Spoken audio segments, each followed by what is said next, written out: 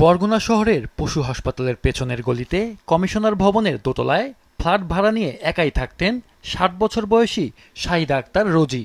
১৯ মে রাত ৯:৩০টায় ছেলে এবং ছেলের বউয়ের সাথে সর্বশেষ ফোনে কথা হয়েছিল তার। এরপর থেকেই ফোন বন্ধ পাওয়ায় আর যোগাযোগ করা সম্ভব হয়নি। রোজির ফোন বন্ধ পেয়ে দুপুরে বাসায় এসে দরজা তালাবদ্ধ দেখতে পান পরিবারের সদস্যরা।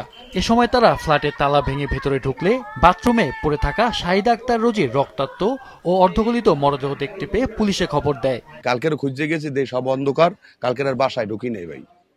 এই কালকের এই জায়গায় দিয়ে গেছি, যা গ্লাস খোলা আছে সব আটকাই নেই। তো মাইকের কোনো গেলে তো গ্লাস লাগাই নেই, তাই এই সবকিছু লাগাই না দেখে চলে গেছি। বাড়ি এলার দ্বারা যাই কইয়া তালাটা ভাঙ্গি। এবার আবার মোর স্বাস্থ্য ভাইয়ের তালা কিন্তু পাঠাইছি, নতুন তালা। মায়ের যদি ভিতরে না পাই আবার নতুন তালা কিনে মারি তুই যাবো।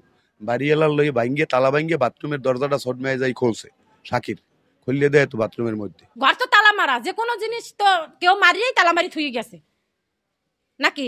উপরে উপরে সিগারেটের আছে, ওই সিগারেট খাইছে, খুশো আছে, এই পাশে আছে সিগারেটের হুগা আছে।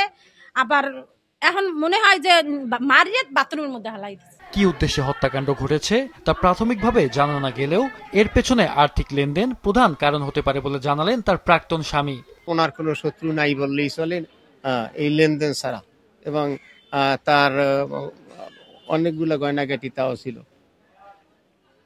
এবং টাকাও ছিল, সে সাথেই রাখতো।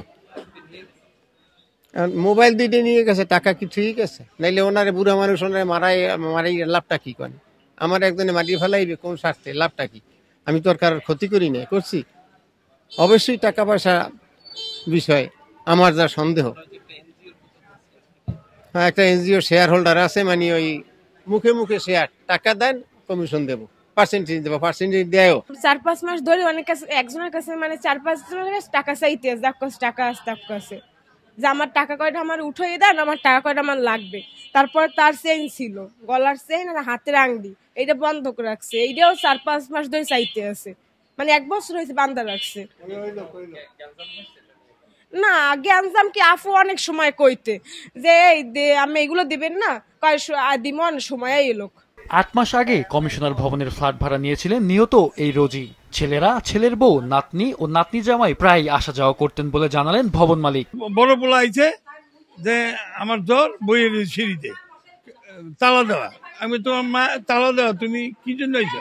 আমার জ্বর, মা বাইরে গেছে, আইবে আর আই নাই। এরপর ওরা খোঁজখবর না পাইয়া আমার বলছে যে তালা ভাঙ্গি, কিন্তু ভাঙ্গো বরগুনা থানা পুলিশ বেলা ২টার দিকে রোজির মরদেহের সুরতহাল রিপোর্ট শেষে উদ্ধার করে মর্গে পাঠায়। তখন আছে রক্তাক্ত বডি, বাথরুমের মধ্যে লাশ পাওয়া গেছে, পোস্টমর্টমের জন্য নিয়ে গেছে।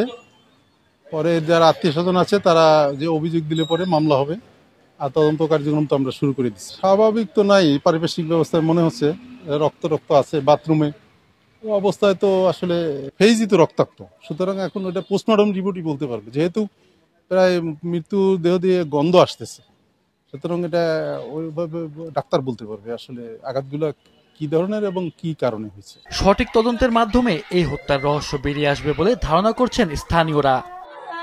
মাহফুজুল হাসান, মাছরাঙা নিউজ ডেস্ক।